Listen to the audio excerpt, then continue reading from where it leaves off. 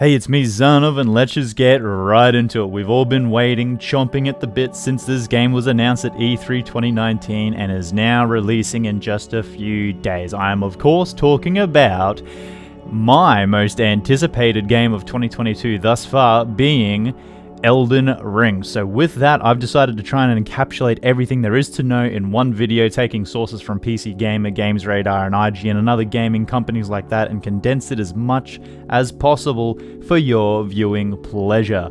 Keeping in mind, I don't want to spoil a single thing or boss fight across the game, so I'm going to be covering these points but not going into depth and detail with these points. It's going to be more of like a machine gun belt kind of filtering through, just getting everything out there so you have the most information you need and perhaps want to know without actually spoiling anything in the game. So let's get right into everything that's been released thus far. The overworld.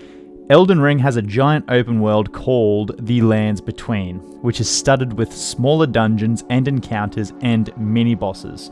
Branching out from this overworld are what FromSoft is calling legacy dungeons, which sound like basically giant self-contained Souls areas where the nastiest bosses and shiniest treasures lurk.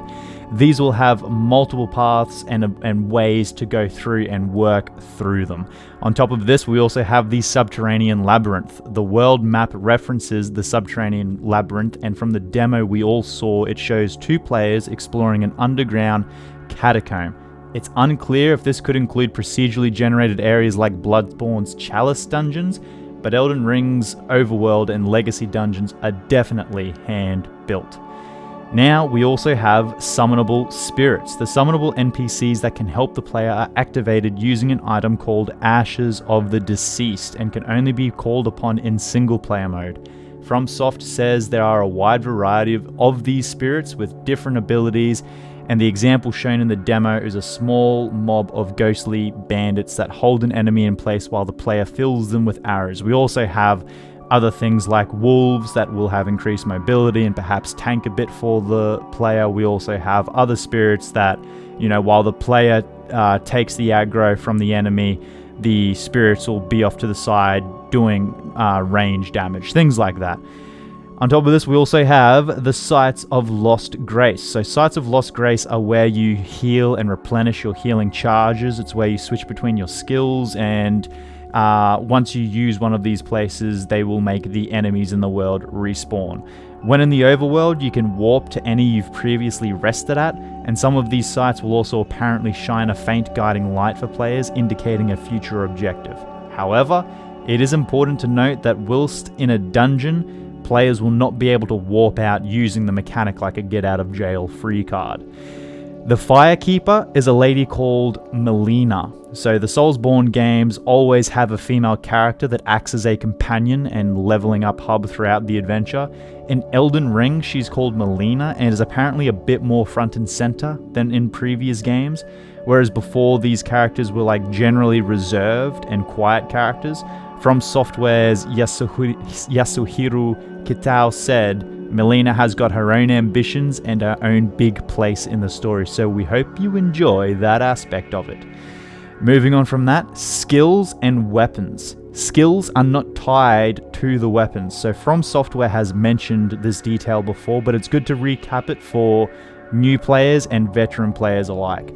Elden Ring will have skills somewhat akin to the weapon arts of Dark Souls 3. Unlike in that game, however, these special moves will not be tied to a specific weapon. Kitao said, "We have this skill system, but skills are not tied to a particular weapon. You're free to swap them between a number of weapons, and you do this while sitting at a site of Lost Grace." Now, moving on from that and into a bit more of the combative style of things in the game, we have a new guard counter. So you can still parry attacks similar to classic Dark Souls while breaking an enemy's stance and repeatedly striking them. This sounds very similar to Sekiro's combat, though it won't give you a guaranteed insta-kill death blow. The new guard counter move eats up a chunk of your stamina but lets you attack immediately after blocking. You can fight on foot or on horseback. The demo showcased a fight against a huge dragon where the player characters switch between fighting on foot and on horseback, and at one point stuns the creature, as in the Soulsborne games allows for a critical attack right in that big juicy eyeball. And it's probably this that I'm really excited for myself, just the ability to switch between on foot and on horseback. I feel like it just will add, it'll just be another level, and a level that I am really excited to experience myself for the whole combative part of the game. Also, there's a viewable world map, which you can gather in fragments. So a first for a Soulsborne game, the Elden Rings game has a map, but it's not covered in icons like a Ubisoft style one.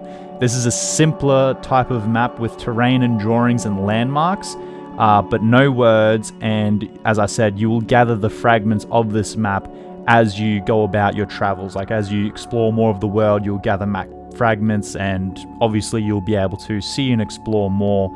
And yeah, the world is also very much built for jumping. So we knew that Elden Ring had jumping, but the dungeons are clearly designed with jumping in mind for basic navigation, as well as being able to use shortcuts in these dungeons. So I'm very excited, and I believe the Elden Ring speedrunning community will also be extremely excited for this. I reckon it's going to lead to some incredible speedruns of the game. Stealth also includes stealthy weaponry. So Elden Ring borrows some of Sekiro's stealth options, like being able to hide in tall grass. A preview also mentioned putting a troll to sleep with a sleep arrow, so it sounds like there will be at least one way to take out enemies quietly and non-lethally. You know, unless you kind of run up to them after you've put them to sleep and stab them. But getting on from that, how long is Elden Ring? So in a recorded presentation at the 2022 Taipei game show, Elden Ring producer Yasuhiro Kitao confirmed that the main campaign is about 30 hours long, and said this will differ significantly by player, but in terms of the targets set during development, the idea is that the main route should be able to be completed within around 30 hours. The game as a whole is quite massive and contains many dozens more hours worth of gameplay, but if we are talking about the main route only, it shouldn't take much longer than that, end quote. Being the 30 hours, it shouldn't take much longer than 30 hours. And now, getting into more of who you are going to be as a player. Which Elden Ring classes can you play? From Software has revealed 5 of Elden Ring's player classes, and just like the combat, they certainly look familiar. You'll be able to choose from the Warrior, Enchanted Knight, Prophet, Champion, and Bloody Wolf, each available in 2 body types. As ever in Souls games, we're expecting these classes to determine your starting gear and stats, but you'll likely have quite a bit of freedom once you get started. Game director Hidetaka Miyazaki has already said that Elden Ring's build customization will be even more varied than before. And getting on from the classes you can be and how long the game will be, how big is the world? So, when it was first revealed, Miyazaki called the world of Elden Ring, said the world of Elden Ring will be ripe for exploration. While Dark Souls is relatively unrestricted in how it allows you to explore, it sounds like Elden Ring will be even more so. So it's divided into 6 major areas, and these are the domains of the major demigod characters, Miyazaki said. While the areas are lined up in a way so that you would normally tackle them in a specific order, you don't have to follow it. We wanted to give a free level of progression and exploration throughout the lands between, so there's a lot of different ways. You won't be able to access everything from the start, but there are a lot of different ways you can approach each area, and there's a lot of freedom as to which order you tackle different areas as well. Miyazaki also said that each of the main 6 areas has its own main dungeon map that's seamlessly connected to the rest of the lands between. These are where each of the demigod bosses can be found, and sound like they're kind of soulsy, explorable areas we're used to, such as catacombs, castles, and fortresses and whatnot. Despite being open world, Elden Ring is still a From style game. Rather than villages bustling with NPCs that we may expect from a game like The Witcher 3, Elden Ring will stay away from a lively open world in favor of a grim one. So creating a new type of game is a big challenge for us, Miyazaki said. If we would add towns on top of that, it would become a bit too much. So we decided to create an open world style game on what we are best at, focused on what we are best at, sorry. And these are the most notable points of the open world From Software has tried to create. So there are 6 main areas in the world with their own bosses and dungeons. There is weather and a time system in the world. Sites of Grace have golden rays to guide you in the right direction. There is a fast travel system. Your horse will materialize out of thin air and has the ability to leap up sheer cliff faces. You'll find weapons, spells, and spirit summons hidden out in the world to encourage exploration. And there is a hub area that you can access a little later in the game, in quotation marks. Wow, so that's a lot of stuff to do with the gameplay, but now let's get on with what Elden Ring's setting is. So, The Lands Between, being the brainchild of George R.R. Martin, is described by Miyazaki as the world of Elden Ring. The lands between are blessed by the presence of the Elden Ring and by the Erd Tree, which symbolizes its presence, and this has given grace or blessing to the people throughout the land, great and small. What this represented in them is this sort of golden light, or this golden aura, that's specifically shown in their eyes. And this symbolizes the blessing or the grace of the Erd Tree. However, after a time, there were some individuals who lost this grace and the light faded from their eyes, and these are what are known as the tarnished. So the tarnished, you could call them tarnished individuals who have lost grace.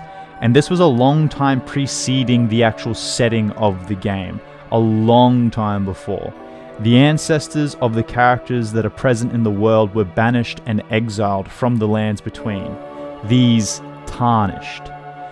Then a long time after that, the Elden Ring was shattered in a historical event. This triggers the return of this lost grace, and it calls out to the tarnished who were once exiled from the lands between, and it guides them back. So this is the starting point, or the impetus for the game itself. The tarnished being called by the lost grace and returning to the lands between.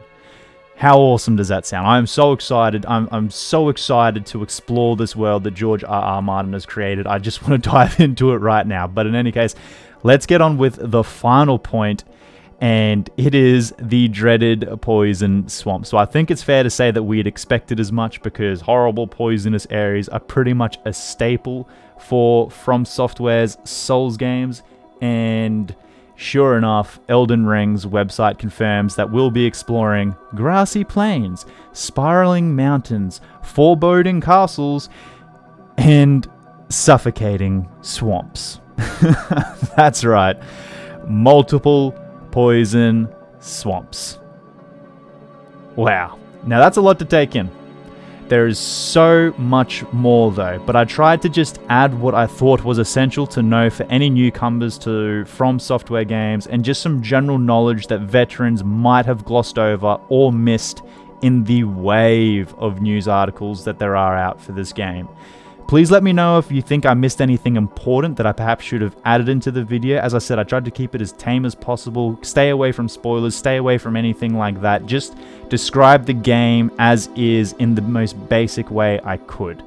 But please, as I said, if you think I missed anything important, please add it to the comments below and just add to the discussion, because I'm so excited for this game. 100% I'll be doing a playthrough. Alternatively though, if you're looking for more forms of entertainment, please check out my other playlists. I have a playthrough of Skyrim and Oblivion going on right now, and we're having a great time with them. But in any case, please have a fantastic day. Bye bye.